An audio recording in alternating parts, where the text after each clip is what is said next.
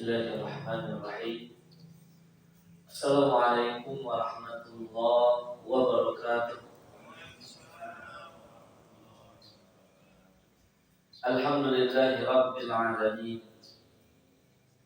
Iyyahu na'budu wa iyyahu nasta'in. Al-qa'il fi kitabihil mubin.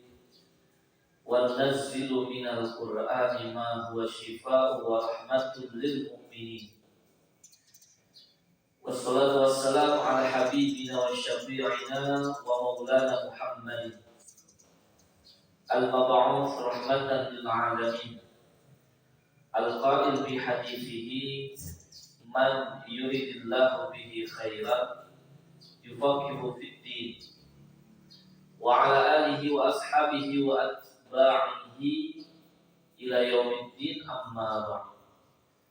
Baik Bapak jamaah yang dimuliakan Allah, alhamdulillah kembali kita mendapatkan curahan rahmat dan taufik serta hidayah dari Allah Subhanahu wa taala. Tentunya ini adalah kenikmatan yang membuat kenikmatan yang lainnya dapat bernilai kebaikan di sisi Allah Subhanahu wa taala. Karena semua yang Allah hadirkan dan bersumber dari Allah Subhanahu wa taala pada akhirnya nanti akan dimintai pertanggungjawaban. Dan pertanggungjawaban yang utama adalah pertanggungjawaban untuk memaksimalkan semua kenikmatan itu dalam berupaya melakukan penghambaan. Karena memang penghambaan ini adalah tujuan akhir semua kita, diberikan waktu, diberikan kesempatan, dan dicurahkan semua kenikmatan oleh Allah Subhanahu wa taala. Sehingga apapun yang kita jalani, profesi yang kita dapatkan, dimanapun kita berada, sampai kapanpun batas akhir umur kita ditetapkan, kita semua mempunyai tujuan yang sama, yaitu menghamba kepada Allah Subhanahu wa taala. Sehingga yang kita harapkan semoga upaya-upaya kita dalam melakukan ketaatan, upaya kita untuk mengumpulkan bekal ketakwaan dimudahkan dan diterima oleh Allah Subhanahu wa taala. Amin ya rabbal alamin. Baik Bapak jamaah yang dimuliakan Allah dan dicintai Allah Subhanahu wa taala, kita ingin membahas, tentu tidak akan sangat detail ya, tetapi insyaallah kita akan mencoba membahas utuh berkaitan tentang nilai-nilai yang dapat kita ambil dari peristiwa hijrahnya Rasul sallallahu alaihi wasallam.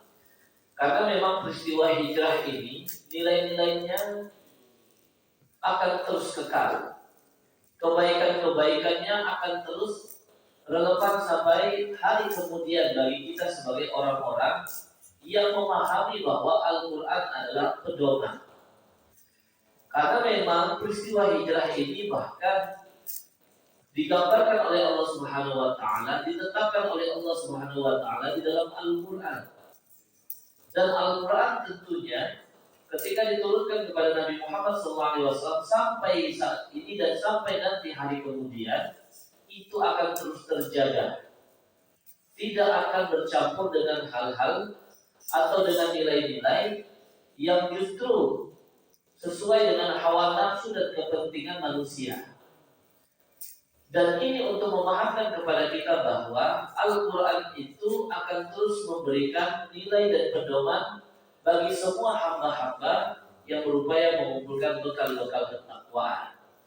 Makanya dikatakan Dzalikal kitabu la raiba fihi hudan lil muttaqin. Jadi ketika ia menjadi petunjuk bagi orang yang bertakwa, dan ketakwaan itu adalah satu-satunya nanti yang bermanfaat bagi kita ketika menghadap Allah, maka semua yang ada di dalam Al-Quran, nilai-nilai yang ada di dalamnya akan terus menjadi inspirasi, pelajaran, dan motivasi bagi kita. Dan di dalamnya terdapat banyak sekali ayat-ayat yang menjelaskan terkait peristiwa hijrahnya Rasul sallallahu alaihi wasallam. Bahkan tidak hanya peristiwa hijrahnya Rasul, begitu juga dengan hijrahnya para sahabat. Dan itu sangat sesuai dan selaras dengan nilai-nilai kemerdekaan yang harusnya kita syukuri. supaya kita memahami makna kemerdekaan yang sebenarnya bagi kita sebagai orang yang beriman. Karena kemerdekaan ini hakikatnya diperjuangkan oleh para ulama kita. Kemerdekaan ini justru setelah ditetapkan, justru jihadlah yang membuat kemerdekaan ini terus terjaga.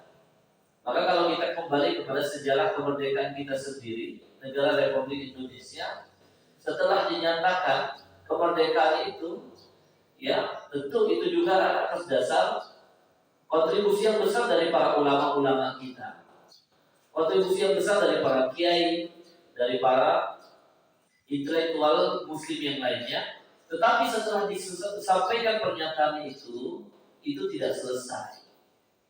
Para penjajah kembali menguji seberapa siap kita ini untuk merdeka, seberapa siap kita ini untuk bebas dalam melakukan tujuan kita diciptakan oleh Allah Subhanahu wa taala, yaitu untuk menghamba. Maka kembali diuji, kembali diganggu.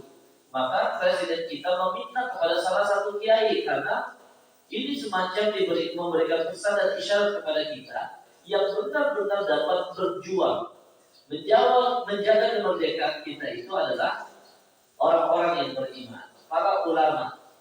Karena kita diajarkan akan satu metode berkaitan dengan keimanan kita, yaitu menjaga tanah air, menjaga hak-hak kita sebagai manusia, melindungi hak-hak kita sebagai manusia. Maka Presiden saat itu menghadap kepada salah satu kiai, ya, Kiai Haji Hashim Asy'ari, untuk meminta bantuan menjaga kemerdekaan yang sudah kita sampaikan. Maka kiai saat itu langsung menyerukan salah satu kata yang sekarang banyak orang anti akannya, Pak, yang dinamakan dengan resolusi jihad. Sekarang kalau mendengar jihad itu seakan-akan jihad ini mengancam kemerdekaan Republik Indonesia. Padahal kalau kita telah sejarah lebih utuh, justru kata jihad inilah yang membuat kemerdekaan negara Republik Indonesia terus bertahan dan terus ada sampai saat ini. Baik, Bapak jamaah yang dimuliakan Allah, yang dicintai Allah Subhanahu wa taala. Kita ingin mengawali sedikit terkait hijrah ini, dari hijrahnya para sahabat sedikit, sehingga memberikan kepada kita nilai-nilai dari makna kemerdekaan yang sebenarnya sebagai orang yang beriman. Lalu kita akan langsung fokus masuk kepada peristiwa hijrahnya Rasulullah SAW. Baik, ketika perintah hijrah itu turun, ya, pada tahun ke-13 kenabian Nabi Muhammad SAW. Berarti sebelum pelaksanaan hijrah itu sendiri, karena memang fase dakwah Rasulullah SAW di Mekah itu ada 13 tahun. Yang dibagi menjadi 2. 3 tahunnya adalah dakwah sirriyah dan 10 tahunnya dakwah jahriyah. Jadi memang waktu yang digunakan untuk berdakwah dan menyampaikan risalah di Mekah itu sudah sangat maksimal. 13 tahun berada di sana. Dan itu kaum muslimin bersabar, tidak melawan, tidak membalas apa yang dilakukan oleh kaum musyrikin, tidak melakukan perbuatan yang sama dengan apa yang diupayakan oleh kaum musyrikin dalam menghalang-halangi orang-orang yang beriman untuk mempertahankan keimanannya. Bukan karena mereka ketakutan, tidak. Pada tahun ke-7 kenabian Nabi Muhammad SAW, maka Islam itu dimuliakan oleh Allah, ya, sebagaimana yang disampaikan oleh Abdullah bin Mas'ud radhiyallahu anhu dengan masuk Islamnya Umar bin Khattab. Ketika Umar bin Khattab masuk Islam saat itu, langsung dia sampaikan kepada Rasulullah, bukankah kita ini berada di jalan yang benar? Maka Rasul menjawab, tentu saja. Bukankah kita diberikan jaminan oleh Allah Subhanahu wa taala akan pertolongan? Rasulullah juga mengatakan, tentu saja. Maka ya Rasulullah, jangan kita takut. Maka saat itu Umar langsung mengusulkan agar kaum muslimin keluar dari Darul Arqam, tempat berkumpulnya mereka saat itu, membuat 2 barisan berkeliling kota Mekah. Jadi 2 barisan itu di sebelah kanan, paling posisi depan itu dipimpin oleh Hamzah bin Abdul Muttalib, dan paling depan sebelah kiri dipimpin oleh Umar bin Khattab. Nah, ini 2 orang yang sangat luar biasa berpengaruh dari sisi kekuatan, dari sisi keberanian, yang ada di di suku Quraisy secara umum saat itu, sehingga tidak ada satupun yang berani mengganggu. Ya. Bahkan banyak sekali sahabat yang lain yang berupaya untuk menghunuskan pedangnya. Maka kita mengenal orang yang pertama menghunuskan pedang untuk membela Rasulullah SAW adalah Zubair bin Awwam. Ya. Jadi Zubair bin Awwam saat itu usia sangat muda menghunuskan pedangnya untuk membela Rasulullah. Tetapi sekali lagi Rasulullah menahannya. Kenapa? Karena Rasulullah mengatakan kita belum diperintahkan. Jadi selama 13 tahun bahkan mereka diboikot, banyak sekali yang disiksa, banyak sekali yang misalnya dipenjara. Bukan mereka tidak berani melawan, tetapi karena memang ukuran apa yang akan mereka lakukan, yang sedang mereka lakukan, yang telah mereka tunaikan, ukurannya adalah wahyu dari Allah Subhanahu wa taala saat itu. Maka setelah 13 tahun semua hal itu terjadi, maka Rasulullah SAW mendapatkan perintah untuk memerintahkan hijrah para sahabat. Jadi memang dulu tahapan hijrahnya itu, perintah hijrah itu hanya diperintahkan kepada para sahabat. Kecuali Rasulullah SAW dan beberapa sahabat yang lain, termasuk di dalamnya adalah Abu Bakar As-Siddiq radhiyallahu anhu dan Ahlul Bait seperti Ali bin Abi Thalib, termasuk ya anak-anak atau putri dari Rasulullah SAW itu belum diperintahkan hijrah pada perintah yang pertama. Baik, setelah perintah yang pertama itu turun dan itu tersebar terang-terangan, Rasul pun menyampaikannya secara terang-terangan dan informasi itu juga meluas, tidak hanya kepada kaum muslimin yang mendapatkan perintah hijrah itu, juga informasi itu sampai kepada para pembesar Quraisy. Maka para pembesar Quraisy pun bersikap saat itu, yang dipimpin langsung oleh Abu Jahal, Fir'aun yang umat ini. Dia berkumpul di dalam Najwa, menyampaikan kegelisahan mereka, kekhawatiran mereka kalau kaum muslimin itu hijrah, berpindah dari Mekah dan tujuannya adalah Yathrib yang sekarang kita mengenal dengan nama Al-Madinah Al-Munawwarah. Karena memang setelah hijrahnya Rasul, ya tidak diperbolehkan atau dilarang oleh Rasul untuk menggunakan nama Yathrib itu sendiri. Karena Yathrib ini lambang keburukan, Pak. Yathrib itu lambang fanatisme. Karena Yathrib itu dianggap orang yang pertama kali membentuk peradaban di tempat tersebut. Nah, Yathrib ini mempunyai keturunan. Di antara keturunannya adalah Aus dan Khazraj yang nanti digabungkan dan diikatkan hati-hati mereka oleh Rasulullah SAW dengan Islam sehingga mereka nanti disebut dengan nama Ansor. Jadi bahkan mereka berperang sebelum hijrahnya Rasulullah SAW itu, sebelum Bai'atul Aqabah pertama dan kedua, mereka baru selesai terjadi perang yang lama selama 5 tahun bernama Perang Mu'az. Makanya para pemimpin-pemimpin tua mereka sudah diwafatkan oleh Allah menjadi korban dalam perang itu. Yang menjadi pimpinan saat Islam masuk dan saat mereka mulai dapat menerima Islam justru pimpinan-pimpinan muda. Di antaranya ada sahabat Sa'ad bin Mu'az dari suku Aus dan Sa'ad bin Ubadah dari suku Khazraj. Ini nanti menjadi alasan mengapa dakwah di Madinah lebih mudah diterima dibandingkan dakwah di Mekah. Baik, ketika perintah hijrah itu hadir, maka seluruh para sahabat memahami ini adalah ibadah. Sehingga mereka justru menyambut perintah itu dengan sangat antusias dan ingin berupaya menjadi orang-orang yang akan melakukannya tanpa terkecuali. Sehingga melihat antusias ini, kekhawatiran dari orang Quraisy itu muncul. Karena bisa jadi ketika mereka ke sana, ke Madinah, mereka mengumpulkan kekuatan lalu akan mengancam orang-orang Quraisy, orang-orang Mekah, dan itu juga terjadi nanti. Maka sebab utama perang Badar, sebab utama perang Uhud, nanti puncaknya perang Khandaq, itu semua karena kesulitan orang-orang Mekah dalam melakukan upaya mereka untuk berdagang ke Syam. Karena memang jalan untuk dagang ke Syam itu memang melewati Madinah, nggak ada jalan lain.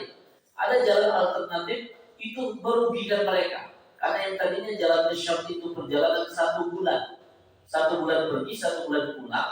Kalau dalam riwayat yang disampaikan oleh Ibnu Katsir ketika menafsirkan ayat-ayat Isra dan Mi'raj, 40 hari pergi, 40 hari pulang. Nah, ketika mereka menggunakan alternatif jalan yang lain, itu bisa lebih dari 3 bulan pergi, 3 bulan pulang. Dan ini membuat mereka rugi. terjadilah perang Badar, perang Uhud dan sebagainya. Baik Bapak yang dimuliakan Allah. Ini kekhawatiran mereka. Tentu di sini mereka sangat pintar dalam berhitung. Karena memang Mekah, sekali lagi saya tekankan seperti pertemuan sebelumnya, Mekah ini bukan tempat perkebunan. Penghasilan mereka tidak ada kecuali perdagangan, produksi tidak ada. Begitu juga perkebunan tidak ada. Maka memang potensi Mekah itu sendiri adalah dagang. Pertama, orang-orang yang datang ke Mekah melaksanakan ibadah haji dan sebagainya. Kedua, memang orang-orang Mekah untuk memutar barang yang datang ke Mekah ataupun yang mereka dapatkan dari musim dingin ke musim panas dan sebaliknya. Sehingga ketika dagang ke Syam itu terhalangi, maka mereka akan mendapatkan kerugian. Lalu diputuskanlah 4 upaya mereka untuk menghalangi para sahabat hijrah. Saya ingin membahas ini di awal karena memang supaya kita paham, para sahabat Rasul saja hijrahnya itu tidak mudah. Apalagi hijrahnya Rasul sallallahu alaihi wasallam ini. Baik, ada 4 upaya yang disepakati oleh orang-orang Quraisy yang saat itu dipimpin langsung oleh Abu Jahal. Upaya untuk menghalangi orang-orang muslim dalam berhijrah, dalam melakukan ibadah itu, dan memang mereka mengukur pada diri mereka sendiri, Pak. Ya, dan memang begitu orang kafir dan munafik biasanya mengukur apa yang akan dan dilakukan oleh kaum muslimin itu dengan ukuran mereka. Pertama, mereka akan memisahkan satu keluarga. Jadi antara suami, istri, anak mereka pisah. Harapannya apa? Harapannya ketika mereka berniat hijrah, lalu keluarganya dipisah, istrinya ditangkap, anaknya ditangkap, dipisahkan. Ya, akhirnya pihak suami tadi tidak jadi melanjutkan hijrah. Itu harapannya. Karena mereka mengukur dirinya sendiri. Karena bagi mereka, keluarga itu adalah hal yang paling mereka cintai. Sehingga kalau keluarga itu dikorbankan dan bahkan dapat terpisahkan, lebih baik mereka tidak melanjutkan apa yang mereka jalankan.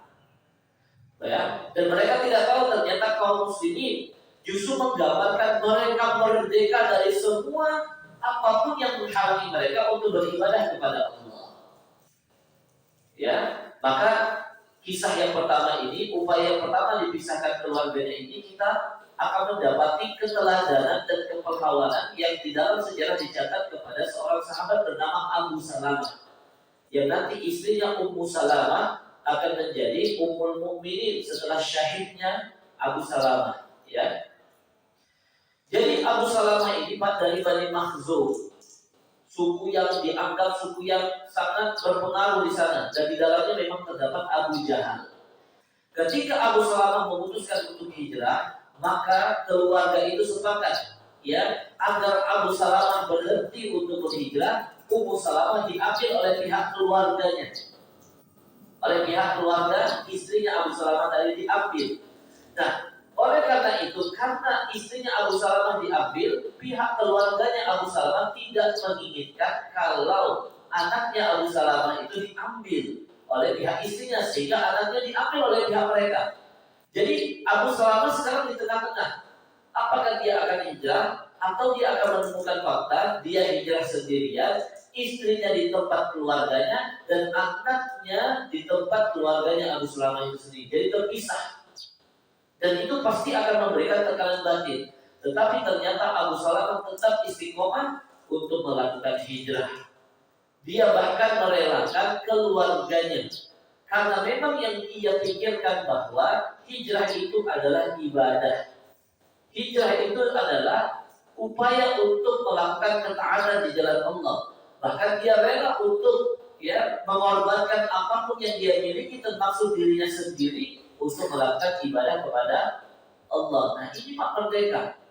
Kadang-kadang kita sedekah dikit takut istri ya Pak ya. Nah, ini belum merdeka, masih terjajah ya kan. Gitu. Ya, mau berbuat baik sedikit, kepikiran anak saya nanti kurang dan sebagainya. Berarti kita belum benar-benar merasakan bahwa kita bebas untuk membuat jalan kebaikan di jalan Allah Subhanahu wa taala. Tentu berhitung boleh ya Pak ya. Tapi merasa sangat terhalangi karena fitnah keluarga itu juga tidak baik bagi ibadah kita. Itu yang pertama. Sehingga nanti Allah memberikan semacam pujian atas apa yang dilakukan oleh Abu Salamah ini. Nah, itu juga pujiannya berlaku bagi pujian yang kedua. Kan tadi ada 4.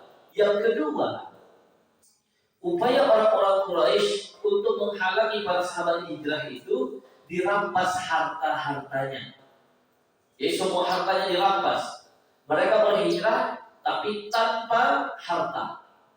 Yang dibawa hanya pakaian yang ada di tubuhnya saja, langsung berangkat. Karena mereka mengukur, bagi mereka kalau harta mereka harus dirampas, lebih baik mereka tidak hijrah gitu. Itu kalau ukuran orang-orang musyrikin. Maka salah satu pahlawan yang dicatat dalam sejarah, salah satunya Imam Ahmad, punya kitab namanya Fadailus Sahabat, keutamaan para sahabat. Jadi dia menuliskan hadis-hadis tentang keutamaan para sahabat. Ya, jadi hadis itu keutamaan para sahabat yang disampaikan oleh Rasulullah SAW. Kan Imam Ahmad juga punya kitab hadis namanya Musnad. Ya, baik. Di situ disampaikan ada seorang sahabat yang bernama Suhaib bin Sanan Ar-Rumi. Suhaib bin Sanan Ar-Rumi ini bukan orang Romawi sebenarnya. Dia dulunya adalah seorang budak, ya, seorang hamba sahaya yang diperbudakan di Romawi. Dia aslinya orang Arab, tapi ketika ayahnya ditangkap oleh orang-orang Romawi lalu dijadikan budak, maka mereka satu keluarga pun dijadikan budak hamba sahaya. Lalu dia berada di Romawi sangat lama sehingga logat bahasanya pun menggunakan logat Romawi tentunya. Lalu pada akhirnya dia diperjualbelikan sampai dia dibeli oleh seorang saudagar yang berasal dari Mekah. Sekali lagi berasal dari suku Bani Makhzum saat itu. Lalu dia berupaya menjadi seorang budak hamba sahaya yang baik. Ya, dia menjadi budak yang jujur dan sebagainya, sehingga tuannya ini merasa sangat terkesan kepada kepribadian dari Suhaib. Lalu akhirnya Suhaib ini ia merdekakan, bahkan tidak hanya dimerdekakan dari perbudakan, diberikan dana, diberikan harta. Yang akhirnya dengan harta tersebut Suhaib dapat gunakan berdagang dan dia mempunyai keuntungan karena dia mempunyai bahasa yang mudah untuk berkomunikasi dengan orang-orang Romawi. Dalam waktu yang tidak lama dia menjadi orang yang sangat kaya raya, termasuk salah satu saudagar yang kaya raya di Mekah. Dan ini menjadi alasan mengapa dia mudah untuk menerima Islam. Karena memang dia sangat tahu apa yang dilakukan dan dijalani oleh Rasul sebagai seorang pedagang. Sebagai seorang pedagang. Sehingga dia sangat mengetahui karakter tersebut. Akhirnya dia dapat menerima Islam dengan mudah. Akhirnya dengan kekayaan yang dia miliki, ketika mendapatkan perintah hijrah tersebut, dia juga ingin melakukan hijrah. Sebagaimana para sahabat yang lain. Tentunya hijrah yang dilakukan diam-diam, Pak. Karena memang para sahabat Rasulullah tidak ada yang melakukan hijrah terang-terangan kecuali Umar. Jadi semua para sahabat yang lainnya hijrahnya diam-diam. Ya. Karena memang kekejaman Abu Jahal itu sangat luar biasa. Satu-satunya sahabat yang berani hijrah terang-terangan adalah Umar. Dan Umar juga membawa beberapa keluarganya. Di antaranya adik iparnya Sa'id bin Zaid, adik kandungnya istri dari Sa'id bin Zaid yaitu Fatimah bintul Khattab, dan ibu dari Sa'id bin Zaid, Fatimah juga namanya. Itu yang bersama dengan Umar. Dan juga Umar berjanji dengan sahabat yang lainnya untuk hijrah, ya, bertemu di satu lembah. Akhirnya mereka diculik nanti oleh Abu Jahal. Nah, Umar itu justru ketika akan hijrah, dia sholat 2 rakaat di depan Ka'bah. Dengan 2 pedangnya, dia berdiri di atas sebuah tempat yang memang tempat itu dikenal untuk menyampaikan pengumuman penting. Maka ketika berada di tempat tersebut setelah sholatnya, dia ambil 1 pedangnya dan dia huruskan. Dia angkat ke atas dan dia katakan, "Wahai Quraisy, hari ini saya hijrah. Dan ketahuilah," kata Umar, "kami hijrah bukan karena takut dengan kalian. Tidak, 13 tahun sudah diperlakukan dengan buruk, tapi tidak takut gitu. Bukan berarti tidak berani melawan, tidak. Tapi karena Allah tidak perintahkan.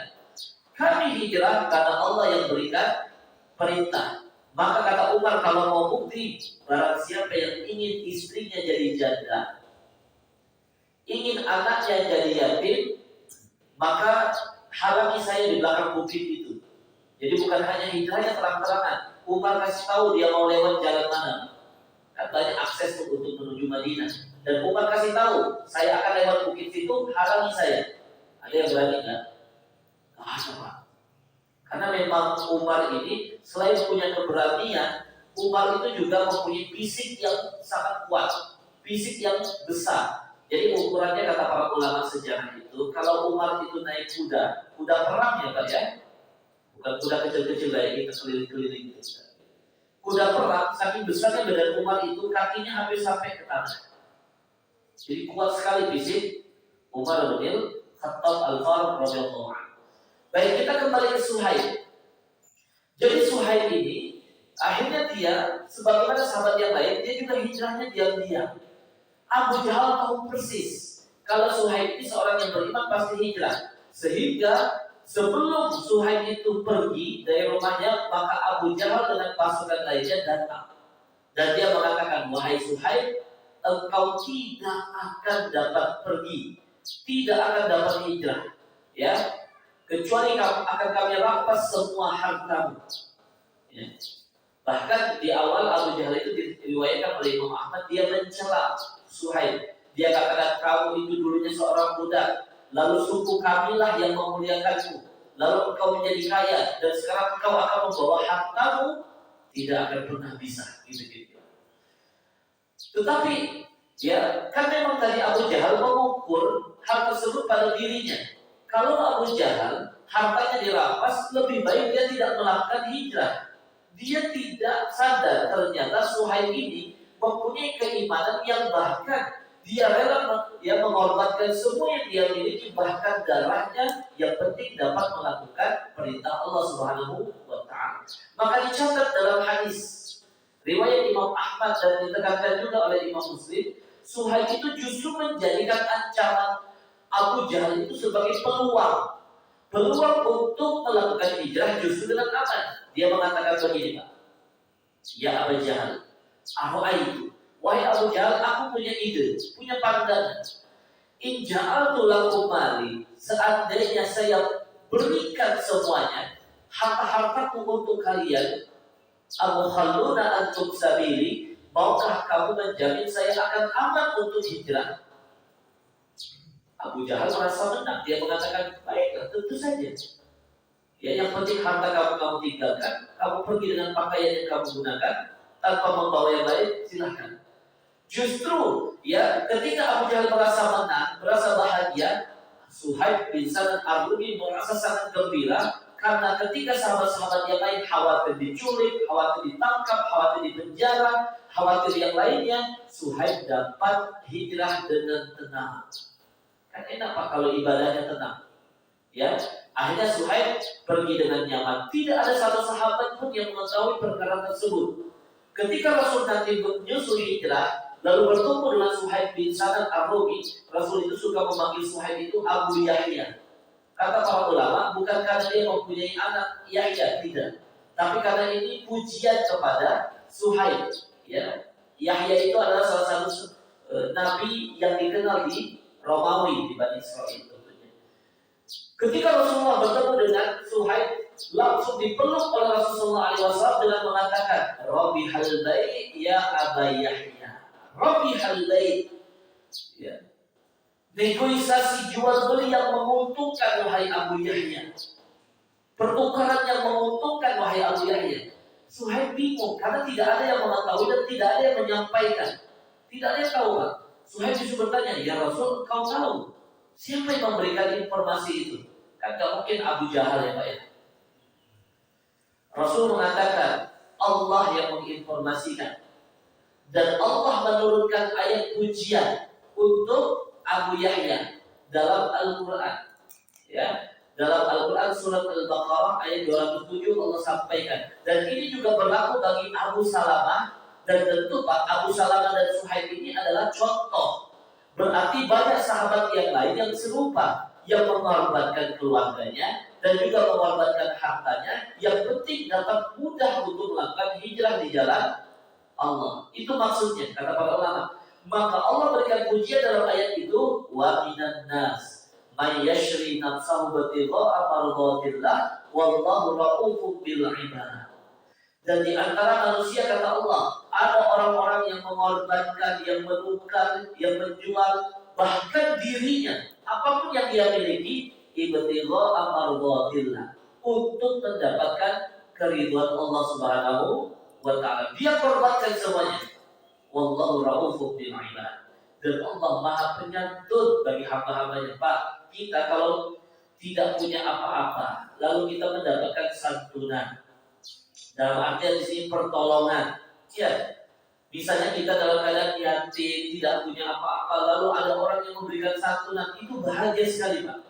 Ketika kita tidak dapat melakukan apapun dan tidak dapat sesuatu pun yang menguntungkan kita di hari kiamat, lalu Allah berikan santunan, itu adalah hal yang sangat kita harapkan dan kita cita-citakan. Tentu ayat ini tidak hanya berlaku bagi para sahabat, tapi juga berlaku bagi kita. Kalau kita merdeka untuk lebih memilih menghambakan diri kepada Allah dan membuat apapun yang dapat menghalangi ibadah tersebut tersingkirkan, ya dari hadapan kita. Baik, nah dua lagi nanti Pak dalam kajian sirah kita lanjutkan ya. Nah sekarang kita ke hijrahnya para sahabat supaya kita membuat pemahaman. Kalau hijrahnya para sahabat saja begitu, apalagi hijrahnya Rasulullah SAW. Baik, setelah hijrah para sahabat itu selesai, maka Allah Subhanahu wa taala menurunkan perintah untuk hijrahnya Rasulullah SAW didampingi Abu Bakar. Dan itu ditekankan dalam hadis riwayat Imam Al-Bukhari. Maka Rasul saat itu keluar dari rumahnya menyampaikan informasi itu kepada Abu Bakar. Abu Bakar menangis sejadi-jadinya karena dia merasa sangat gembira terpilihnya untuk mendampingi Rasulullah SAW hijrah dari Mekah ke Madinah. Jadi hanya Abu Bakar Pak yang mendampingi saat itu, yang dipilih oleh Allah. Nah, ketika itu diperintahkan hijrah, maka mereka Nabi Muhammad SAW dan Abu Bakar menyusun rencana, menyusun strategi sebagai manusia. Padahal tentu keyakinan kita kalau Rasul itu pasti akan terjaga, Rasul pasti akan dilindungi. Tetapi Rasul mencontohkan kepada kita ketika ada satu ketetapan dari Allah, maka diharuskan bagi kita berikhtiar sebagai manusia biasa, sebagai hamba biasa. Maka seorang Rasul dan As-Siddiq pun radhiyallahu anhu berupaya membuat rencana-rencana yang dapat membuat mereka berhasil melakukan hijrah. Baik, bersamaan di saat itu ketika orang-orang Quraisy sadar kalau upaya mereka empat tadi Pak ya, pertama memisahkan keluarga, kedua merampas harta, ketiga menculik. Nanti ada sahabat yang udah sampai di Kuba. Jadi Pak, dulu Kuba itu belum bagian dari Madinah. Kalau sekarang kan sudah masuk Madinah kan. Ya, jadi di Kuba itu masih bebas orang untuk menculik yang lainnya. Kalau di Madinah sudah beda. Kalau ada yang berani menculik di Madinah, urusannya dengan hukum Madinah. Dan itu kalau dirusak, maka orang-orang Madinah akan berani berperang kepada orang Mekah, gitu ya, ancamannya. Maka udah sampai di Kuba diculik oleh Abu Jahal, dan yang keempat dipenjarakan. Nah, ini juga luar biasa. Ya, ada ayat dalam surat Az-Zumar nanti yang turun bagi orang-orang yang diculik dan dipenjarakan. Baik, sehingga ketika berkumpul Abu Jahal saat itu bahwa mereka merasa apa yang mereka rencanakan dan mereka lakukan kepada para sahabat Rasulullah untuk menghalangi mereka hijrah itu gagal. Sehingga mereka mencari atau berupaya untuk mencari apa kira-kira solusi akhir agar para sahabat yang di Madinah itu kembali pulang ke Mekah tanpa harus kita bernegosiasi dengan orang Mekah, dan agar Islam ini selesai, tidak ada masalah lagi. Maka iblis ikut serta saat itu dalam musyawarah di Darun Nadwah itu Pak.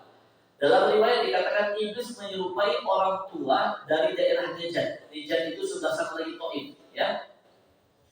Dan dia mengusulkan kepada Abu Jahal untuk membunuh Rasulullah Sallallahu Alaihi Wasallam. Dan itu dibenarkan oleh para sahabat yang lain. Jadi iblis pun ikut serta ini Pak. Ya, ini untuk menunjukkan iblis tidak tahu rencana terbaik Allah, ya kan?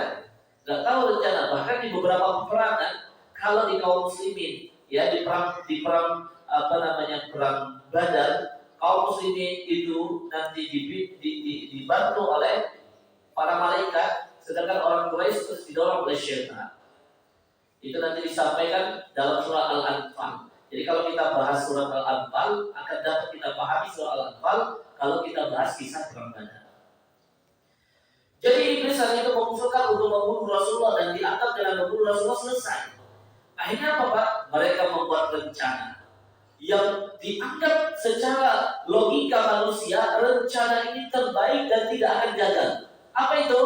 Mereka membuat pasukan khusus yang diisi oleh orang-orang terbaik, pemuda-pemuda terbaik dari suku-suku yang ada.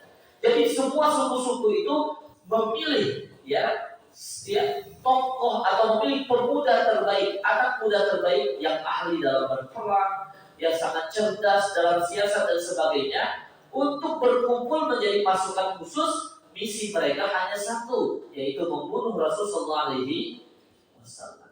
Sehingga mereka merasa dengan perkumpulan pasukan khusus yang dipimpin orang-orang terbaik dari berbagai macam suku ini tidak akan ada hambatan, dan mereka tidak meletakkan 1% pun celah kalau apa yang mereka rencanakan akan gagal.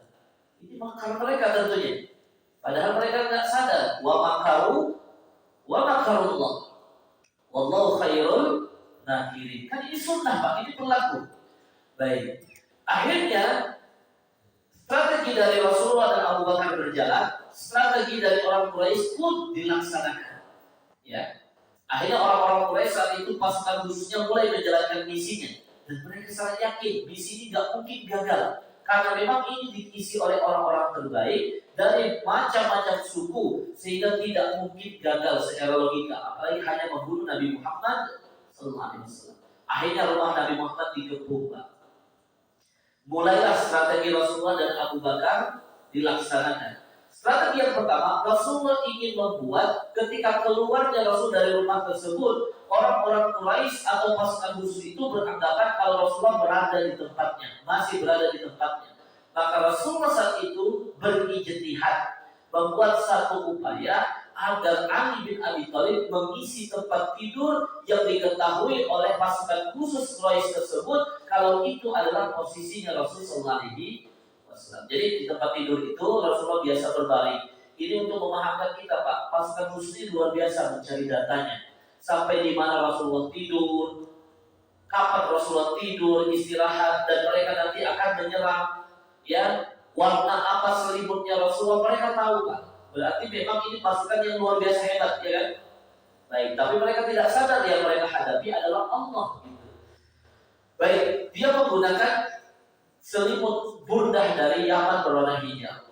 Ali istirahat di tempat itu tanpa bertanya, dan itu tentu perjuangan Ali Pak. Karena risiko di sana sangat tinggi. Kalau misalnya pasukan khusus tadi masuk langsung memutuskan pedangnya dan mereka menganggap itu Rasulullah, maka Ali akan terbunuh, kan begitu ya. Baik. Nah, setelah rencana sebagai manusia itu dilakukan, tentu masih sulit untuk keluar dari rumah itu. Inilah yang besar untuk kita semua. Setelah manusia berbuat dengan kapasitasnya sebagai hamba, lalu menyertakan Allah Subhanahu wa Ta'ala di dalamnya, maka Allah akan menyempurnakan rencana itu dengan pertolongan dan rahmat-Nya. Apa yang Allah lakukan? Allah turunkan surat Yasin ayat 9. Diperintahkan Rasulullah untuk membaca ketika keluar dari rumah itu. Jadi Rasul ketika keluar dari rumah itu, posisinya Ali bin Abi Thalib menggantikan tempat tidurnya yang membuat orang-orang Quraisy merasa tenang. Rasulullah SAW masih berada di posisinya. Lalu Rasul dalam posisi orang-orang Quraisy menganggap Rasulullah tertidur, Rasulullah keluar dari rumahnya dan Allah sempurnakan rencana itu dengan mukjizat. Diperintahkan untuk membaca surat Yasin ayat 9 yang membuat mata-mata orang-orang Quraisy, khususnya pasukan khusus tadi, tidak dapat melihat Rasulullah SAW. Apa kata Allah? وَجَعَلْنَا مِنْ بَيْنِ أَيْدِيهِمْ سَدًّا وَمِنْ خَلْفِهِمْ سَدًّا فَأَغْشَيْنَاهُمْ فَهُمْ لَا يُبْصِرُونَ. Dan kami jadikan dari depan di hadapan mereka itu pembatas, penghalang. Dari belakang mereka penghalang, maksudnya mereka bahkan tidak bisa melihat.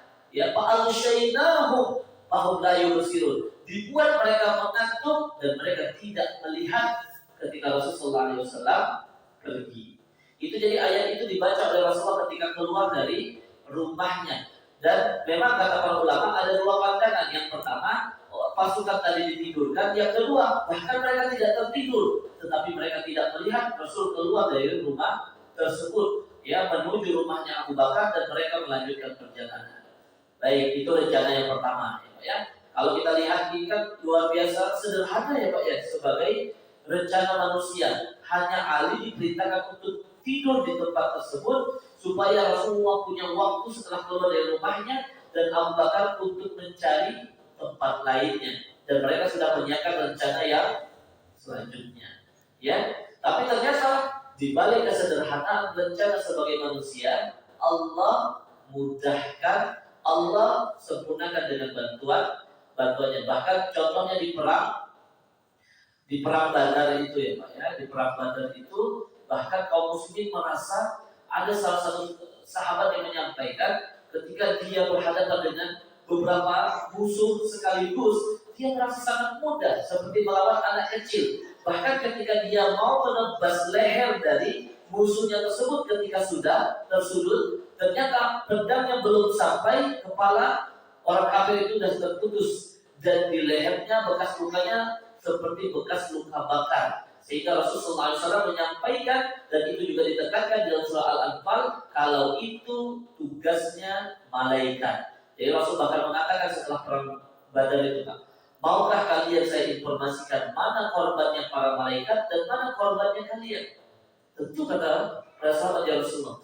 Kata Rasulullah, lihat luka-luka dari korban Quraisy tersebut.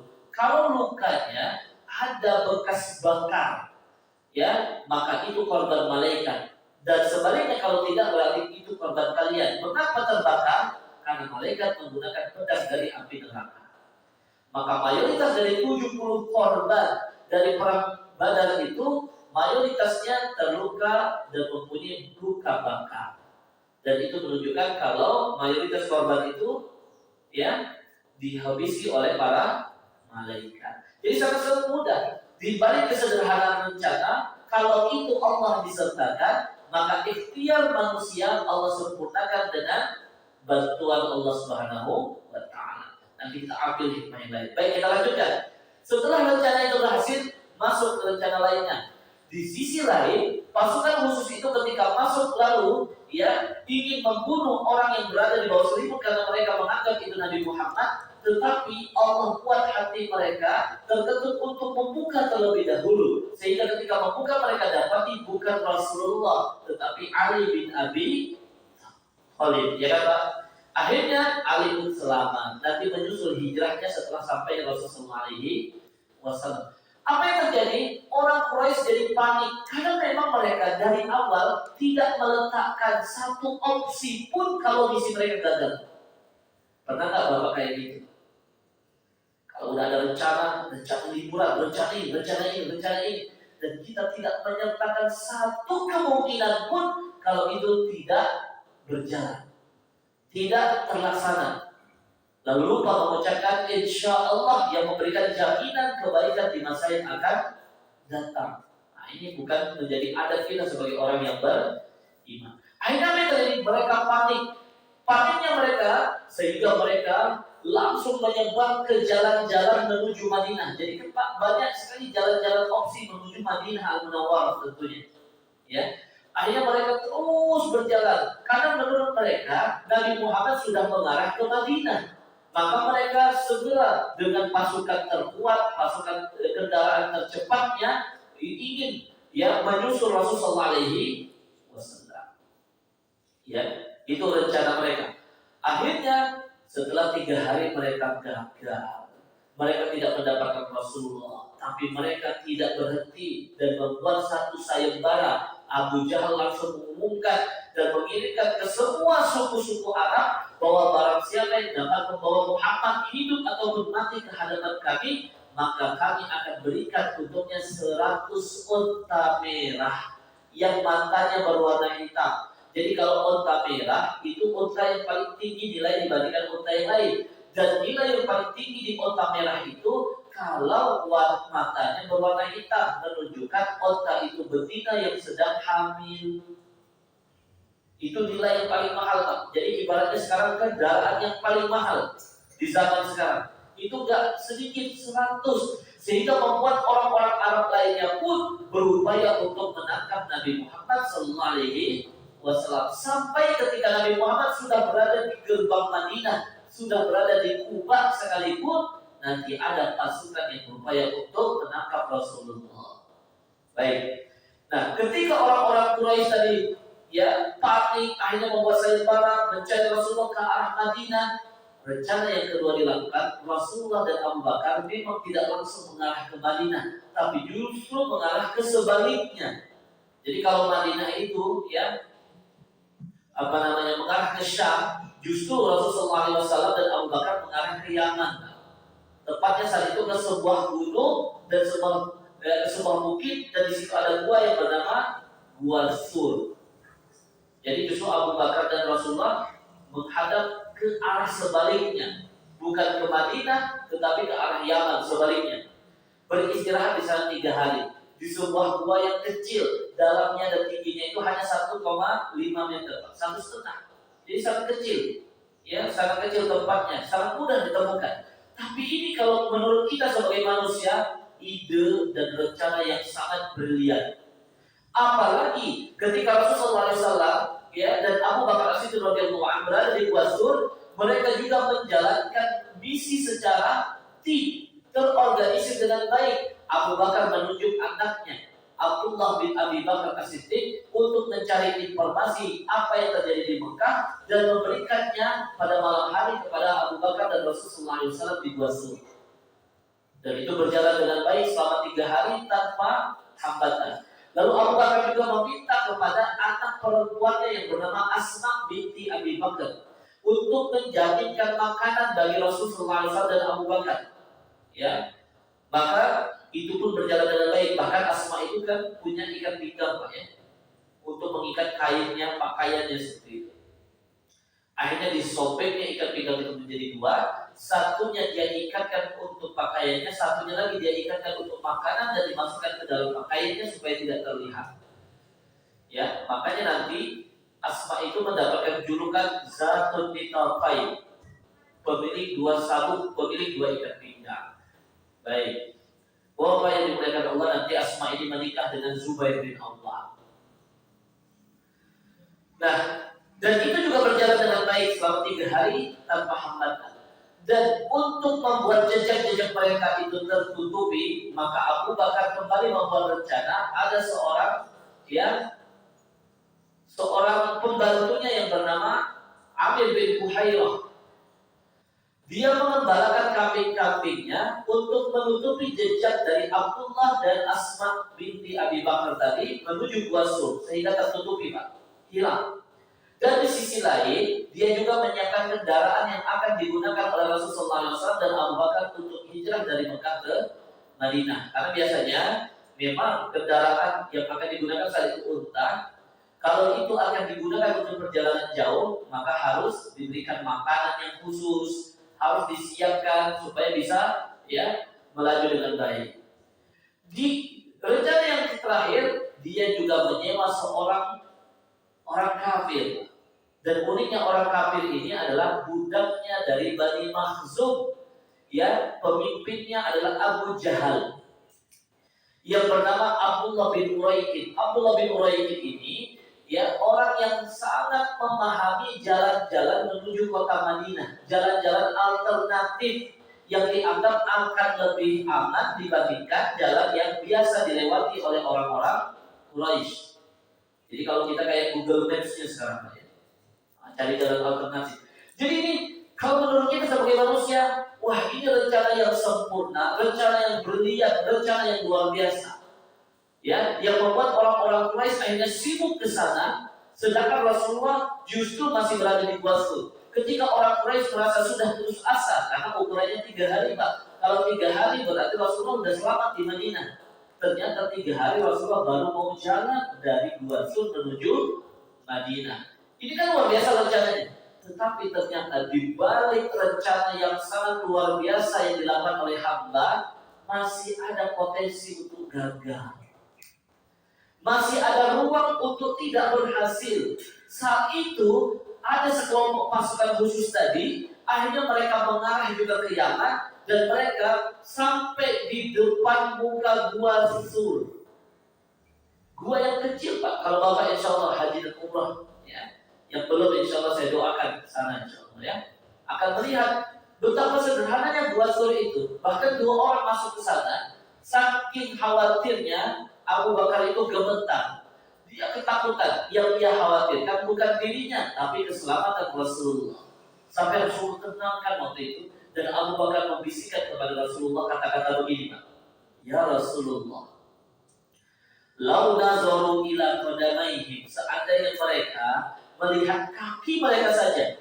Nazar itu kan tujuannya kakinya. La absorna, kita juga kelihatan. Jadi dalam bahasa Arab itu absor itu artinya melihat. Ya, nazar artinya melihat. Tapi biasanya beda Pak. Kalau nazar itu lebih khusus, lebih spesifik. Ya, misalnya saya melihat air minum itu nazar. Tapi ketika saya melihat air minum itu, saya melihat sarung Bapak, berarti absor. Terlihat bonusnya gitu ya kira-kira. Tujuan saya melihat jam, ternyata saya juga melihat lampu. Jadi maksudnya kata Abu Bakar, kalau mereka jangankan memeriksa dalam mulut gua, mereka melihat kaki mereka saja duduk seperti itu, kita juga kelihatan ya Rasulullah. Baik. Nah, tetapi Rasulullah mencontohkan kepada kita bahwa setiap rencananya sebagai juhdul bashar, upaya sebagai manusia, itu terus diiringi dengan amaliyatul qadar, menyertakan Allah Subhanahu wa taala yang membuat ketetapan. Sehingga apa yang terjadi? Di balik ya rencana yang kita anggap luar biasa, ternyata berpotensi gagal, Allah tutupi, Allah sempurnakan sehingga ya menjadi berhasil. Apa yang dibuat? Maka dibuatlah oleh Allah laba-laba membuat sarang di depan mulut gua tersebut, burung merpati meletakkan sarangnya di depan mulut gua tersebut, sehingga orang-orang Quraisy tidak masuk dan tidak memeriksa mulut gua itu, karena mereka beranggapan tidak mungkin dengan adanya sarang laba-laba dan burung merpati ada orang yang masuk ke dalam gua tersebut.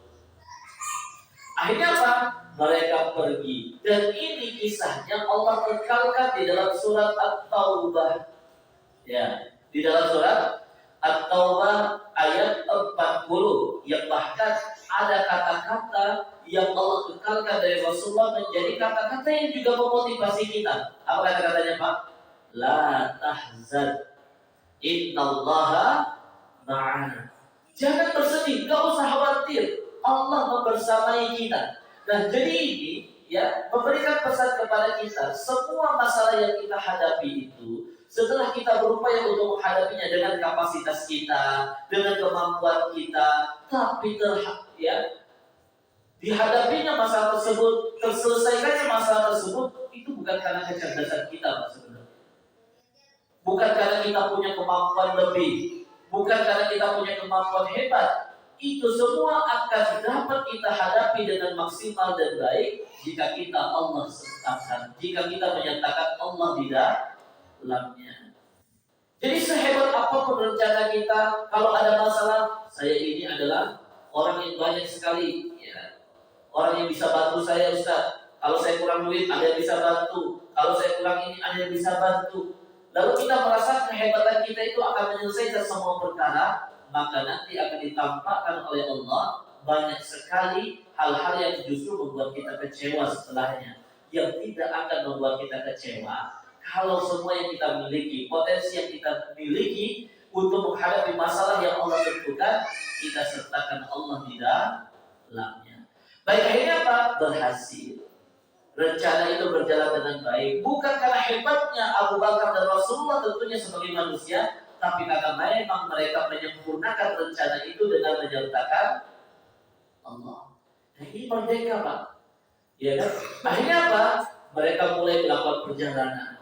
Tapi apakah ketika melakukan perjalanan itu tidak lagi ada hambatan?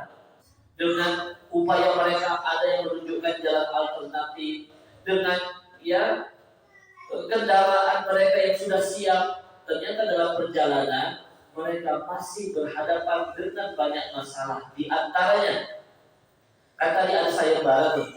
Sayembaranya, barang siapa dari orang-orang Arab itu dapat membawa Muhammad hidup ataupun mati, maka baginya 100 unta merah yang matanya berwarna hitam. Tentu ini jumlah yang sangat menggiurkan bagi orang-orang Arab. Maka dulu ada dari suku Kinanah namanya. Suku Kinanah ini terkenal Pak, ya, orang Arab yang suka atau yang sangat mengetahui jalan-jalan akses-akses dari Mekah atau ke Mekah. Dan pimpinannya saat itu bernama Suraqah bin Malik. Dan Suraqah bin Malik saat itu mengetahui informasi kalau ada 2 unta yang melewati jalan ke sana untuk menuju, yang itu sudah diketahui oleh Suraqah kalau itu akan menuju Madinah. Ya, dan Suraqah akhirnya melihat, yang ia lihat saat itu ada Abu Bakar. Jadi memang di antara sahabat 4 orang, Rasulullah bersama Abu Bakar dan Amir bin Fuhairah bersama Abdullah bin Muraikid. Yang dikenal oleh Suraqah bin Malik adalah Abu Bakar As-Siddiq. Karena memang Abu Bakar itu lebih dikenal sebagai tokoh dibandingkan yang lainnya saat itu. Termasuk Rasulullah SAW di kalangan orang-orang yang belum beriman. Ya, akhirnya Suraqah bin Malik sangat meyakini kalau yang membersamai Abu Bakar itu adalah Rasulullah SAW. Maka saat itu Suraqah berhenti karena ada orang, sekelompok orang yang mengejar. Ketika di persimpangan jalan, Suraqah pura-pura istirahat karena dia tidak mau ya berbagi ataupun orang ini mendapati Rasulullah SAW. Dia yang ingin menangkapnya sendiri dan mendapatkan hadiah itu sepenuhnya. Hanya orang itu tanya, wahai Suraqah, kamu lihat gak ada 2 unta lewat sini? Kata Suraqah, tidak ada. Gak ada. Saya orang paling tahu jalan di sini. Ya, coba kalian periksa ke arah sana. Akhirnya, ya, dia sekelompok orang tadi mengejar ke arah yang lain, sedangkan Suraqah bin Malik mengambil pakaian perangnya, mengambil tombaknya, mengambil panahnya, lalu menggunakan kuda perangnya mengejar Rasulullah SAW. Unta dikejar pakai kuda perang, Pak. Itu logikanya. Sangat mudah, sehingga ketika melihat ada satu kuda, Abu Bakar kan di belakang Rasulullah SAW. Lalu dia melihat ke belakang dan dia mengetahui itu Suraqah bin Malik, terkenal sebagai tokoh yang serakah, tokoh yang sangat luar biasa jahatnya saat itu tentunya. Maka dia mengatakan, ya Rasul, kita dikejar ya Rasul. Ya Rasul, kita dikejar. Nah, kata Rasulullah, tenang wahai Abu Bakar, tenanglah wahai Abu Bakar. Semoga Allah ya membantu kita. Maka ketika rencana mereka melakukan perjalanan selamat dari jalan banyak orang untuk menuju Madinah, tapi masih ada potensi gagal karena ditemukan oleh Suraqah bin Malik tadi, maka Allah sempurnakan. Ketika Allah disertakan, Rasulullah meyakini apa yang mereka jalani ada Allah yang memberikan pertolongan, maka kudanya Suraqah bin Malik itu terperosok. Padahal Suraqah bin Malik itu tahu persis, ibaratnya bapak ya, bapak yang sering misalnya melewati jalan depan rumah ini, ya, akses misalnya akses dari Stadion Pakansari tadi atau jalan Penda itu, bapak tahu persis lubangnya di mana, ada lubang atau tidak, belokannya seperti apa, tahu persis karena sering lewat situ. Begitu juga Suraqah bin Malik. Tapi yang membuat Suraqah bin Malik itu menjadi semacam ya bingung, dia terperosok di tempat yang dia tahu sebelumnya tidak ada lubang, yang dia sangat hafal jalan itu tidak ada masalah. Kudanya terperosok berkali-kali. Ya, akhirnya ketika terperosok, Suraqah bin Malik itu masih musyrik saat itu tentunya. Lalu dia undi, ini disusul enggak. Ya, akhirnya diundi, dilemparkannya tombak. Ternyata tombak itu mengarahkan untuk tidak disusul. Wah, ini nggak benar ini, harus saya susul. Baru kali itu dia nggak percaya ya Pak. Ternyata 100 onta tadi lebih menarik gitu ya daripada apa yang diajarkan oleh nenek moyang gitu. Dia kejar lagi, terperosok lagi, berkali-kali. Akhirnya dia tahu, wah ini bukan orang biasa ya. Ini pasti akan jadi orang yang besar. Sehingga dia teriak, sudah mendekat pada Rasulullah, dia teriak, berhenti kalian, saya tidak akan menyerang kalian. Saya ingin bernegosiasi. Akhirnya Rasulullah mengatakan, ayo kita berhenti. Abu Bakar sangat khawatir saat itu, karena dia tahu Suraqah ini sangat licik. Tapi Rasulullah SAW menerima. Sehingga dia mengatakan, wahai Muhammad, wahai Abu Bakar, saya tahu kalian pasti akan menjadi pimpinan yang besar di masa yang akan datang. Saya ingin pada waktu itu engkau memberikan jaminan agar aku dapat bertemu denganmu. Maka Rasulullah mengatakan baiklah. Akhirnya dibuatlah tanda atau tulisan kalau Suraqah bin Malik pada suatu saat nanti dapat bertemu dengan Rasulullah SAW dengan mudah. Ya, baik. Setelah itu Rasulullah SAW menyampaikan kepada Suraqah, wahai Suraqah, bagaimana pendapatku jika suatu saat nanti jika engkau Islam dan ikut bersama kami, engkau akan menggunakan tahta yang digunakan oleh Raja Kisra. Kisra itu yang raja, Pak ya. Istilah raja untuk bangsa Persia Kisra. Kalau untuk bangsa Romawi, Kaisar. Untuk kerajaan di Yaman, Tuba. Untuk di Ethiopia, Najasyi. Untuk di Mesir, Fir'aun. Tapi istilah itu untuk raja. Nah, Suraqah bin Malik ini sangat menginginkan apa yang dimiliki oleh Kisra yang saat itu dipimpin oleh Hurmuz. Maka dia langsung katakan, Kisra, Hurmuz katanya. Tentu saja kata Rasulullah. Maka dia sangat gembira karena hal itu dijanjikan untuknya kalau dia tentunya masuk Islam. Walaupun Suraqah bin Malik nanti masuk Islam pada peristiwa Fathu Makkah. Dan awalnya dia sulit untuk bertemu dengan Rasulullah, tapi dia menunjukkan tanda tersebut sehingga dia masuk Islam. Dan pada akhirnya nanti janji itu dia tunggu sampai nanti pada masa kekhilafahan Umar bin Khattab. Ketika Umar mengirim pasukan yang dipimpin oleh Sa'ad bin Abi Waqqas dalam perang yang kita kenal dengan nama perang Qadisiyah, ketika 250.000 pasukan Persia dikalahkan oleh 20.000 pasukan kaum muslimin. Setelah perang Qadisiyah itu tidak ada lagi Persia.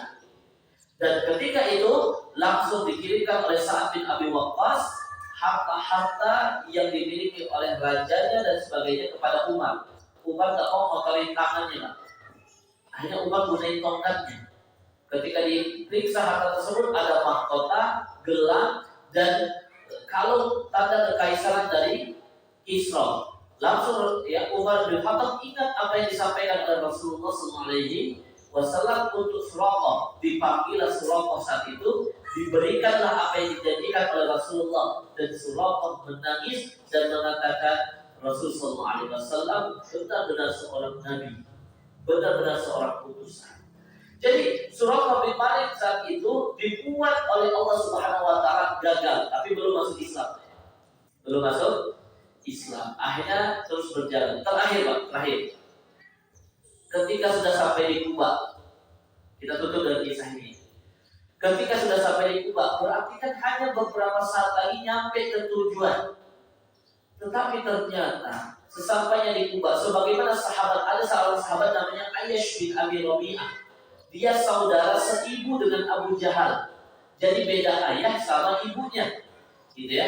Nanti diculik oleh Abu Jahal dan dipenjarakan sampai dia disiksa sehingga dia mengeluarkan kata-kata yang menunjukkan dia murtad. Lalu dia putus asa dan Allah turunkan surat Az-Zumar untuk menghiburnya dan menyatakan kalau dia tetap dalam iman dan Islam. Jadi di Kuba itu sendiri ternyata Rasulullah disusul oleh sekelompok pasukan perang. 70 pasukan kuda perang lengkap dengan persenjataan dan pakaian besi perangnya. Dipimpin oleh seorang yang bernama Buraidah bin Husayn al-Aslami dari Bani Aslam. Dari suku Sahab namanya. Abu Bakar tahu persis, Pak, orang-orang Arab. Jadi memang kelebihan Abu Bakar itu dia sangat mengetahui ilmu nasab orang-orang seluruh orang Arab.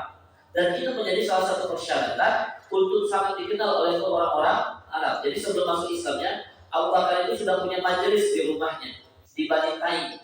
Ya, dan orang-orang Arab banyak datang kalau ingin tahu informasi terkait nasab. Kalau mereka mau menikah, mereka mau hal-hal yang sosial yang lainnya. Maka Abu Bakar sangat tahu persis. Dan Abu Bakar tahu persis, ini adalah pasukan dipimpin oleh Buraidah dan ini dari Bani Aslam, dan dia tahu persis tujuan mereka untuk menculik dan menangkap Rasulullah agar mendapat tebusan 100 unta merah. Gitu kan? Dan Abu Bakar tahu persis, ini orang-orang yang hati-hatinya kalau ada keinginan, mereka tidak akan mundur sekalipun jiwa mereka harus mereka korbankan sampai mereka mendapatkan apa yang mereka inginkan. Sehingga Abu Bakar Siddiq itu khawatir.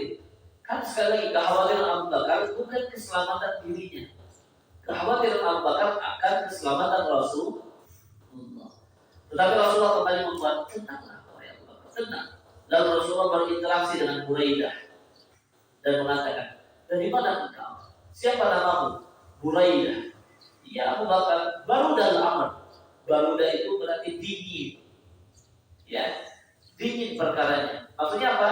Udah tenang. Ini perkara ini dingin, tenang. Dari suku mana kalian? Dari Bani Aslam. Wahai Abu Bakar, kita selamat. Ini dari Bani Aslam. Maka Rasulullah SAW saat itu berinteraksi seraya berdoa sehingga dari apa yang Rasulullah SAW lakukan itu hati Buraidah yang jadi pemimpin 70 pasukan perang yang tujuan awalnya menangkap Rasulullah, dia bertanya, kau ini siapa sebenarnya? Karena ketika berinteraksi dengan Rasulullah dia merasa tenang, merasa nyaman, hatinya mulai diketuk oleh Allah Subhanahu Wa Taala, dibolak-balik untuk menerima risalah Islam. Dan Nabi Muhammad mengatakan, saya Muhammad ibni Abdullah ibni Abdul Muttalib Rasulullah. Sehingga didoakan oleh Rasulullah SAW sehingga dia mengatakan asyhadu an la ilaha illallah wa anna Muhammad Rasulullah. Ketika Buraidah masuk Islam, maka 70 pasukannya pun masuk Islam. Yang tadi awalnya 70 orang tadi ingin menangkap Rasulullah, 70 orang tadi mengawal Rasulullah masuk ke Madinah Al-Munawwarah. Bahkan Buraidah lah yang mengusulkan kepada Rasulullah agar mereka masuk ke Madinah menggunakan bendera supaya ketika mereka masuk ke Madinah tidak dianggap sebagai orang yang lari dari tempatnya, ketakutan dikejar musuhnya, tetapi mereka benar-benar terhormat di hadapan orang-orang Madinah. Itulah Rasulullah.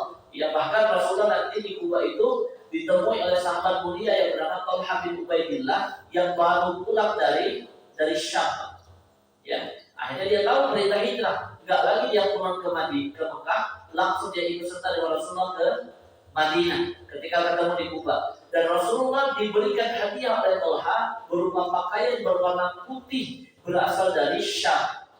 Lalu Rasulullah memakai pakaian yang sangat indah berwarna putih dikawal oleh 70 pasukan kuda perang mempunyai bendera masuk. Kira-kira gimana gambarannya, Pak? Terhormat. Dan ini hikmahnya kata para ulama untuk membuat orang-orang munafik yang saat itu masih mempermasalahkan kaum muslimin dan musuhnya Rasulullah datang, akhirnya mereka menjadi diam. Dan juga memberikan janji yang terpenuhi kepada orang-orang Yahudi, karena memang setengah dari Madinah itu orang Yahudi dan mereka hijrah dari Romawi ke sana karena mereka tahu kalau Madinah itu mahjar, tempat hijrahnya Nabi terakhir. Dan ciri-cirinya semuanya ada pada Rasulullah. Memakai pakaian putih dari Romawi, dari Syam, mempunyai pasukan yang mengawalnya. Dan itu semua terjadi bagi Rasulullah SAW. Baik, jadi Bapak-Bapak yang dimuliakan Allah, yang dicintai Allah, inilah hijrah Rasulullah. Tentu tidak sederhana, tetapi ketika menyertakan Allah Subhanahu Wa Taala, itu menjadi penyebab semua yang direncanakan itu menjadi kemenangan di hadapan Allah. Karena sebenarnya kemenangan yang sesungguhnya itu ya yang didapatkan bukan karena hebatnya kita dalam berencana, kuatnya pasukan, karena hebatnya siasat perang dan sebagainya, tetapi kemenangan itu karena memang Allah Subhanahu Wa Taala memberikan karunia-Nya. Dan karunia ya rahmat Allah hanya Allah karuniakan bagi orang-orang yang hatinya penuh dengan keimanan. Itu contoh. Kita ambil contoh yang lain ya. Salah satunya misalnya di dalam surat Al-Kahfi. Kita tahu kisah yang pertama ketika Ashabul Kahfi benar-benar diuji keimanannya. Ya kan? Diuji keimanannya. Tetapi mereka benar-benar kuat keimanannya sehingga ketika mereka keluar dari tempatnya lalu beristirahat sejenak di sebuah gua. Jadi gua itu bukan tujuan akhirnya, Pak. Mereka hanya istirahat sejenak. Lalu mereka berdoa memohon kepada Allah, Rabbana atina min ladunka rahmah. Ini unik sekali Pak ya. Ya Allah, berikanlah karunia kepada kami pertolongan, rahmat isyaratnya pertolongan dari orang yang menggaung keimanan tadi. Bila dungka, terserah bagaimana formatnya, bagaimana bentuk pertolongan murni dari Engkau ya Allah. Ya, wahai lana min amrina rasyada. Ternyata Allah kabulkan dengan pertolongan yang bahkan Ashabul Kahfi gak tahu kalau ini pertolongan. Apa itu Pak? Dibuat mereka tertidur di sebuah gua tersebut dalam waktu yang lama 309 tahun, sedangkan Ashabul Kahfi hanya merasa di sana setengah hari saja. Niatnya tadi di dalam gua istirahat sebentar lalu melanjutkan perjalanan. Ternyata Allah jadikan keberadaan mereka di gua itu justru adalah pertolongan. Jadi itu adabnya. Begitu juga dicontohkan oleh Rasulullah SAW tadi. Adabnya kita itu pasti punya masalah. Saya yakin dari sebelah kanan sampai sebelah kiri, semua kita pasti punya masalah. Dengan kadar dan kapasitas kita masing. Makanya tugas kita kalau ada masalah bukan membandingkan masalah kita dengan orang lain. Tidak perlu ya membandingkan urusan kita dengan orang lain, karena semua kita ini punya kapasitas yang mempunyai kemampuan untuk menghadapi masalah masing-masing. Ya, jadi punya masalah masing-masing. Nah, sehingga yang menjadi keharusan bagi kita adalah meminta jalan keluar benar-benar tulus itu dari Allah. Benar-benar kita yakin Allah berikan untuk kita. Walaupun terkadang ternyata jalan keluarnya tidak sesuai dengan apa yang kita harapkan. Kadang-kadang kita merasa lebih tahu Pak. Kita punya masalah, kita memang berdoa kepada Allah, tapi kita atur bagaimana cara mengatasi masalah itu. Kita seakan mempersempit. Ya Allah, saya punya masalah ini ya Allah. Ya Allah, berikanlah jalan ini ya Allah. Ya, seakan-akan kita tahu satu-satunya cara menyelesaikan masalah ini jalan yang kita minta. Jadi kita minta kepada Allah agar masalah kita selesai, tapi seakan kita merasa lebih tahu bagaimana cara menyelesaikannya. Maka adab yang dicontohkan oleh Allah, adab yang dicontohkan oleh Ashabul Kahfi, kita memohon kepada Allah dengan berbagai kapasitas kita, maka serahkanlah jalan keluarnya hanya dari Allah. Maka Allah pasti akan berikan jalan keluar yang bahkan terkadang tidak kita sangka-sangka itu adalah jalan yang sebenarnya menyelesaikan masalah-masalah kita.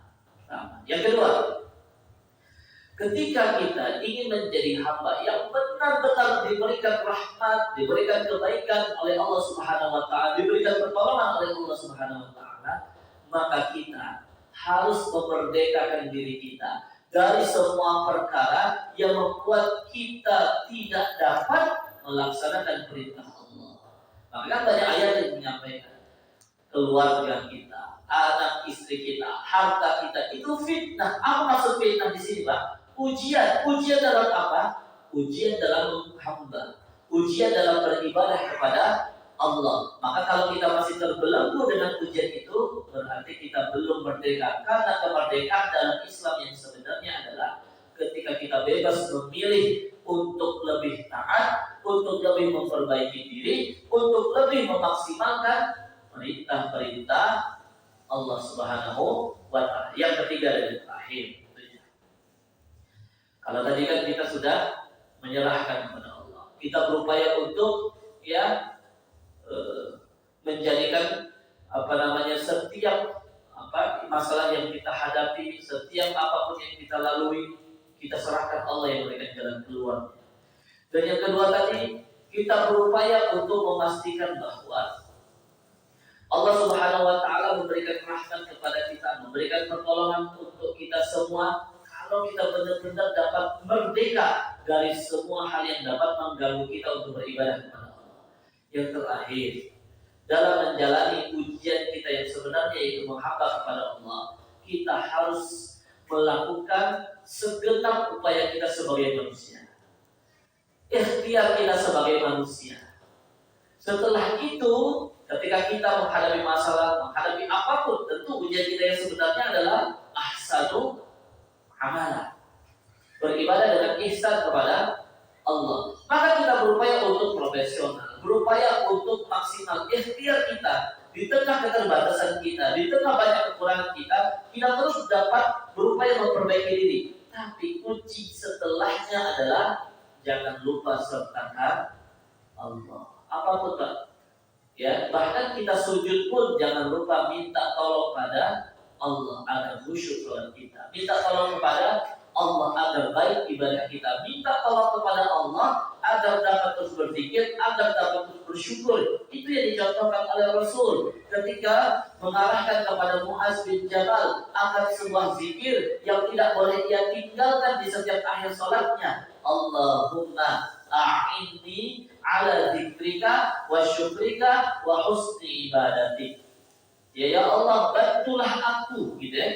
Kuatkanlah aku ala zikrika untuk terus berzikir, wa syukrika untuk terus bersyukur, wa husni ibadatik agar terus beribadah dengan baik. Untuk memberikan pemahaman kepada kita bahwasanya kapasitas kita yang terkadang banyak sekali keterbatasannya. Maka setelah ikhtiar kita sebagai manusia yang dhaif, kita sempurnakan dengan menyertakan Allah Subhanahu wa ta'ala. Allahu a'lam bishawab, ya. Insyaallah nanti kisah detail terkait hijrah, detail tadi terkait ayat yang diturunkan, ya, dan hikmah yang kita dapatkan, insyaallah akan kita bahas di kajian-kajian sirah kita semua. Insyaallah, semoga Allah Subhanahu wa taala menerima amal ibadah kita semua.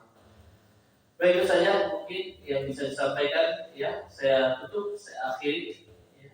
Atau mau dibuka sesi tanya jawab? Pak Urus.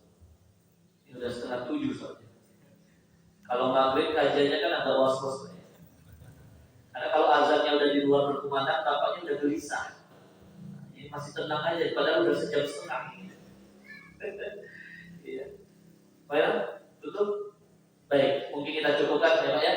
Nanti mungkin kita lanjutkan ya di pertemuan dan kesempatan yang lain. Semoga Allah Subhanahu wa taala merahmati kita semua. Semoga Allah Subhanahu wa taala menjadikan kita bertetangga dengan Rasulullah. Semoga kita mendapatkan syafaat dari Rasulullah SAW. Amin ya rabbal alamin. Allahu a'lam bishawab. Assalamualaikum warahmatullahi wabarakatuh.